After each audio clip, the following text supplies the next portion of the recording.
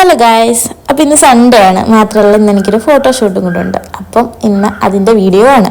അപ്പോൾ രാവിലെ വെളുപ്പിന് 4:30 ഞാൻ എണീറ്റ് ഫ്രഷൊക്കെ ആയി റെഡിയായി വന്നിട്ടുണ്ട്. അപ്പോൾ നമുക്കൊരു ട്രഡീഷണൽ ഷൂട്ടാണ് വരുന്നത്. ധാവണിയാണ്, സെറ്റിൻ്റെ ധാവണിയാണ് നമ്മുടെ കോസ്റ്റ്യൂം എന്ന് പറയുന്നത്. നമുക്ക് ഷൂട്ട് വരുന്നത് കോട്ടയത്താണ്.